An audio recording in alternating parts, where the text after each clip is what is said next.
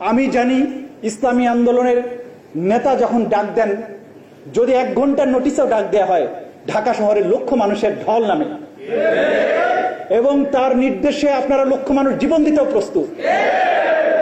কিন্তু এই মানুষগুলোকে যদি আমি প্রশিক্ষিত করতে পারি সঠিকভাবে, কিভাবে রাষ্ট্র পরিচালনা করতে হবে, কিভাবে বাতিলের চ্যালেঞ্জের মোকাবেলায় কথা বলতে হবে, কিভাবে আমার জনশক্তিকে দেশ পরিচালনার জন্য প্রশিক্ষিত করতে হবে, এই কাজটা যদি করতে পারেন, পৃথিবীতে আপনাকে কেউ আটকাতে পারবে না। আজকের বাংলাদেশে স্বৈর শাসনের বিরুদ্ধে কথা বলতে হচ্ছে, মাদকের বিরুদ্ধে কথা বলতে হচ্ছে।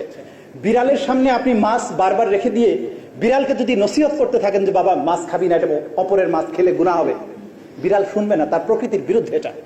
আপনার কাজ হবে মাছটাকে সেখান থেকে সরিয়ে ফেলা।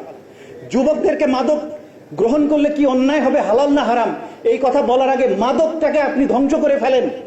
যারা মাদকের ডিলিং করে, যে ইয়াবা বদির কথা আপনারা অনেকে নাম বলতে পারেননি, যে মাদকের সিংহদার কক্সবাজার, আইনজীবী হিসেবে আমি জানি বাংলাদেশের যত মাদকের মামলা হয় তার শতকরা 90% কক্সবাজার থেকে আসে। আপনি ওদেরকে ধরেন, বাকি যুবকদের বাঁচানোর জন্য তো এত নসিহত করার দরকার হবে না। সুতরাং রাষ্ট্র ক্ষমতায় আপনাকে কেন যেতে হবে? আপনি যদি দুনিয়াকে সঠিকভাবে চালাতে চান, তাহলে আপনাকে রাষ্ট্র পরিচালনার পদ্ধতিটা জানতে হবে, অপরাধের উৎসের জায়গাটা বন্ধ করে দিতে হবে। তারপর আপনার এইভাবে বক্তৃতা দেওয়ার আর প্রয়োজন হবে না। আমি শুধু বলতে চাই,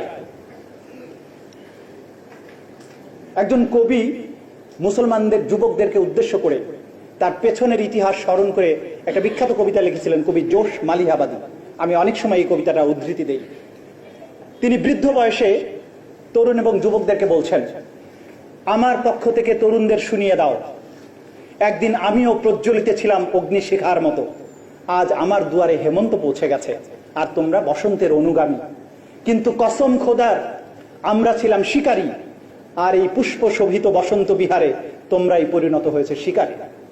আমার কথা কি বুঝতে পেরেছেন? যে আমরা তো দুনিয়াব্যাপী শিকারী ছিলাম, আজকে এই মুসলমানরা কেন শিকারে পরিণত হয়েছে?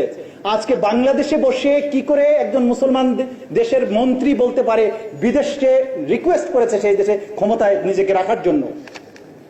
এটা প্রমাণ করে যে আমরা আমাদের নিজেদের জাতটাকে নিজেরাই চিনতে পারি না। আজকে আসুন, ইসলামী আন্দোলন, ইসলামী যুব আন্দোলনের প্রিয় কর্মী ভাইরা, আপনাদের প্রাণ শক্তি, আপনাদের ইমান, তেজদীপ্ত দেশপ্রেম সবকিছু আমার চোখের ভাসে। কিন্তু আসুন আমরা আপনাদের সাথে একাকার হয়ে আমরা শিখি কিভাবে এই দেশটাকে চালাতে হবে, রাজনীতিটাকে কিভাবে সাকসেসফুলি নিতে হবে। রাষ্ট্র ক্ষমতায় যদি আপনি না যেতে পারেন, আপনার পরিকল্পনা বাস্তবায়ন কিন্তু কখনই করা সম্ভব নয়। এই মাদকের উৎস বন্ধ করতে হলেও আপনাকে রাষ্ট্র ক্ষমতায় যেতে হবে। ভালো মানুষ যদি ক্ষমতায় না যায়, তাহলে সমাজের অশান্তি, সমাজের এই সমস্ত কোনো কিছু আপনি দূর করতে পারবেন না। আমার বাংলাদেশ পার্টি, এবি পার্টির পক্ষ থেকে আপনাদের প্রতি উদাত্ত আহ্বান জানাচ্ছি, ধন্যবাদ জানাচ্ছি। এই ধরনের প্রোগ্রাম আপনারা আয়োজন করছেন। আমরা পরস্পরের কথা বিনিময়ের মধ্য দিয়ে, পরস্পরের সাথে মিশার মধ্য দিয়ে আমরা একে অপরকে জানতে পারবো, আমরা দেশ পরিচালনার জন্য একে অপরের পাশে দাঁড়াতে পারবো ইনশাআল্লাহ। আমরা আপনারা সবাই মিলে এবং বিশেষ করে যুবকদের হাত দিয়েই আগামীর বাংলাদেশের ইতিহাস রচিত হবে। সেই দিনের প্রত্যাশায় মুসলমান পরিচয় দিতে ভয় পাই, কারণ কখন আমার সাথে একটা জঙ্গি ট্যাগ লাগিয়ে দেয়। যে যুবকেরা আজকে আমার সামনে আছেন ইসলামী যুব আন্দোলনের, আমি জানি এই যুবকদের একজনও মাদকের সাথে সম্পৃক্ত নয়। বাংলাদেশে যতগুলো ইসলামী দল আছে, যতগুলো দ্বীনি প্রতিষ্ঠান আছে, তার একজন ছাত্র বা শিক্ষক কেউই মাদকের সাথে সম্পৃক্ত নয়। তাহলে আমরা মাদক নিয়ে কেন আলোচনা করছি? আমাদের আলোচনার বিষয়বস্তু হতে হবে এই দেশ, এই রাষ্ট্র আমরা কিভাবে পরিচালনা করব। দেখুন, বাংলাদেশের গত পরিসংখ্যানে 92% মানুষ মুসলমান হিসেবে আমার আদমশুমারিতে এসছে। এই দেশে লক্ষ লক্ষ মসজিদ আছে, দ্বীনি প্রতিষ্ঠান আছে, আপনাদের মতো দ্বীনি শিক্ষায় শিক্ষিত লাখো যুবক আছে, কিন্তু এই দেশের রাষ্ট্র ক্ষমতায় আপনারা নেই কেন? আমাকে মনে রাখতে হবে এই জায়গা। আমি অন্যদের বক্তৃতা থেকে ভিন্নভাবে কথা বলবো। আমার যুবকদেরকে আমরা বলছি সরকার পরিবর্তনের জন্য যুদ্ধ করব, রক্ত দেওয়ার কথা বলছি। রক্ত তো বারবারই দিয়েছে এই জাতি। আপনি ক্ষমতায় পরিবর্তন করলেন, তারপর কি? কে আসবে ক্ষমতায়? দেশটা কিভাবে পরিচালিত হবে? আমার আজকের যুবক ভাইদের কি সেই ট্রেনিং আছে?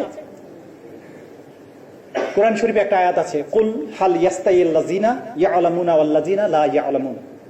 রাসূলকে আল্লাহ তাআলা বলছেন, বলো যে জানে আর যে জানে না সে কি সমান? তাহলে আমার যুবক ভাইরা যাদের ইমানের দীপ্তি আছে, শাহাদাতের তামান্না আছে, দেশপ্রেম আছে, কিন্তু তাদের হাতে শাসন ক্ষমতা নেই কেন? এর জবাব আমাকে খুঁজতে হবে। আমাদের প্রত্যেকটি যুবককে সেই স্বপ্ন দেখাতে হবে যেই স্বপ্ন দেখার মধ্য দিয়ে সে বাংলাদেশকে সম্পূর্ণভাবে বিজয় করবে, বাংলাদেশের শাসন ক্ষমতাকে তার হাতে নেবে, যাতে করে এখানে যে শাসনের স্বপ্ন আমরা দেখছি সে শাসন তার নিজের হাত দিয়ে প্রতিষ্ঠা করতে পারে। আপনি অন্য দলকে শুধু ফেলে দেবেন, ফেলে দিলেন, তারপর দেশটা তো চালাতে হবে। সেই প্রশিক্ষণ যদি আপনি না নেন, তাহলে শুধু ফেলে দেওয়ার এই রাজনীতি করে আমরা বেশি দূর অগ্রসর হতে পারবো না। দেখুন, আমি গত মাসে 10 দিন ধরে ইউরোপের এই প্রান্ত থেকে আরেক প্রান্ত পর্যন্ত ছুটে বেরিয়েছি নানান কাজে। জার্মানিতে বিশেষ করে ট্রেনে যখন আমি উঠতে গেছি, ট্রেনে কোন টিকিট কখনো চেক করে না তারা। মানে আপনি যখন ইংল্যান্ডে যান, ইংল্যান্ডে স্টেশনে ঢোকার সময় টিকিট পাঞ্চ করে ঢুকতে হয়, বেরোর সময় টিকিট পাঞ্চ করে বেরোতে হয়। কিন্তু জার্মানি বা সুইডেনে এটা দরকার হয় না। এবং ট্রেনে আমি এই মাথা থেকে ওই মাথা চষে বেরোলাম, টিকিট চেকার কদাচিৎ আসেন, কিন্তু একজন মানুষও বিনা টিকিটে চড়ছে না। তাহলে তাদেরকে কে শিক্ষিত করছে যে তার টিকিট ছাড়া উঠা যাবে না? ইউরোপের কোনো বাচ্চাকে যদি আপনি জিজ্ঞাসা করেন যে এইটা তুমি বলবা যে এটা তোমার, একটা জিনিস তাকে হাতে দিয়ে বললেন যে তুমি বলবা যে এটা তোমার কাছে নাই, বলতো why should I say like this? কারণ সে জানেই না মিথ্যা কিভাবে বলতে হয়, কেন বলবো?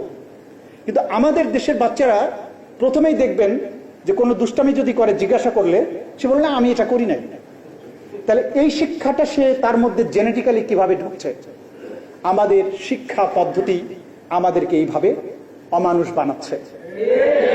আমার ওই গোড়ার জায়গাটাতে হাত দিতে হবে, আমার এডুকেশন সিস্টেমটাকে চেঞ্জ করতে হবে।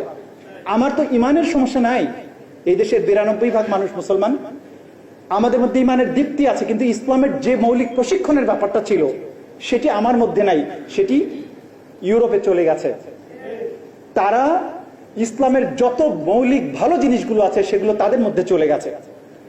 একটা উদাহরণ আমি বারবার দেই, খলিফা হযরত উমর রাদিয়াল্লাহু তাআলা আনহুর সময়ে তিনি রাতের আধারে মদিনার রাস্তায় রাস্তায় ঘুরে বেড়াতেন, দেখতেন কোন নাগরিকের কোনো অভাব অভিযোগ সমস্যা আছে কিনা।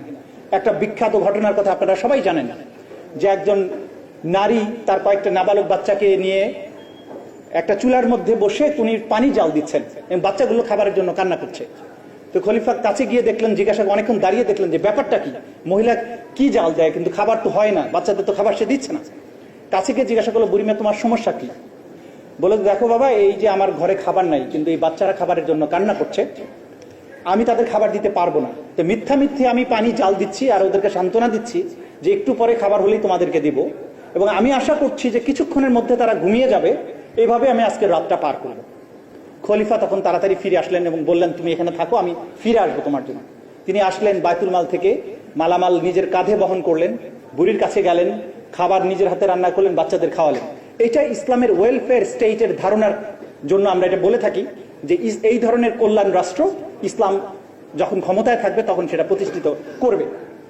দেখুন, আজকে যখন বাংলাদেশে এই বিংশ শতাব্দীতে বা একবিংশ শতাব্দীতে দাঁড়িয়ে আপনি রাজনীতির কথা বলছেন, ইসলামের এই কথাগুলি যখন আপনি বলবেন, তখন আপনাকে কিন্তু মাথায় রাখতে হবে গত 2000 বছরে পৃথিবীতে যত বিজ্ঞান এবং প্রযুক্তির উন্নতি হয়েছে সেটা যা হয়নি গত 2000 বছরে, তা গত 50 বছরে হয়েছে। যে সায়েন্স টেকনোলজির যে জিনিস আমরা এখন ব্যবহার করছি, গত পেছনের 2000 বছরে তা কখনো হয়নি। এবং খিলাফতের যে রাষ্ট্র ব্যবস্থা সে সময় ছিল, আজকে কিন্তু দুনিয়াটা সেভাবে বদলে গেছে। আমরা এখন বাংলাদেশে বসে গণতান্ত্রিক আন্দোলনের কথা বলছি, কারণ রাষ্ট্র ব্যবস্থার ধারণা পাল্টে গেছে।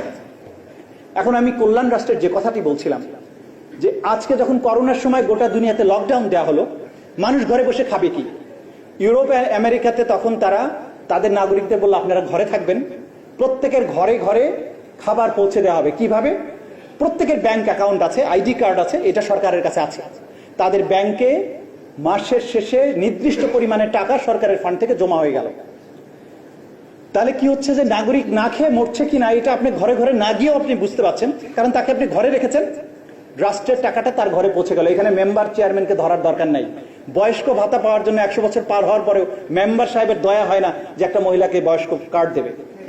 আপনি ওই কল্যাণ রাষ্ট্রে যদি আপনি ডিজেবল হন, আপনি যদি চাকরি না থাকে, জবলেস হন, শুধু রিপোর্ট করবেন যে আমার চাকরি নাই, তাহলে একটা নির্দিষ্ট পরিমাণের ভাতা রাষ্ট্র থেকে আপনার ব্যাংকের অ্যাকাউন্টে জমা হয়ে যাবে। তাহলে এইটা কি ইসলামের ওই ধারণার সাথে একই রকম হয় না? নিশ্চয়ই হয়।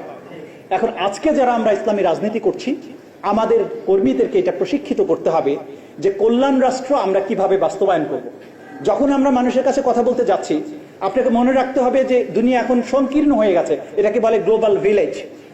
আপনাকে যখন প্রশ্ন করবে সাংবাদিকেরা যে আপনারা তো ইসলামী শাসন চান, তো ইসলামী শাসন চাইলে ব্যাংক ব্যবস্থাটা আপনারা কিভাবে নিয়ন্ত্রণ করবেন, আপনার এডুকেশন সিস্টেম কিভাবে নিয়ন্ত্রিত হবে, আপনি সুদ ব্যবস্থাকে কিভাবে নিয়ন্ত্রণ করবেন, আপনি কি কৃষ্টি, কালচার, সিনেমা হল এগুলো কিভাবে ডিল করবেন, নাকি এগুলো সব বন্ধ করে দেবেন? এই প্রশ্নগুলোর স্মার্ট অ্যান্সার ইসলামী আন্দোলনের কর্মীদেরকে জানতে হবে, তাহলে রাজনীতির মাঠে আপনারা টিকতে পারবেন। দুনিয়ার স্মার্টেস্ট পিপল হচ্ছে মুসলিমরা, কিন্তু আপনি যদি এই বিষয়ে সচেতন না হন, আপনি যদি এই জিনিসটা বুঝতে না পারেন, তাহলে দুনিয়া শাসন করা আমাদের পক্ষে সম্ভব হবে না, এটা আমাদেরকে বুঝতে হবে। সুতরাং আজকে আমি ভিন্ন সুরেই আপনাদেরকে বলছি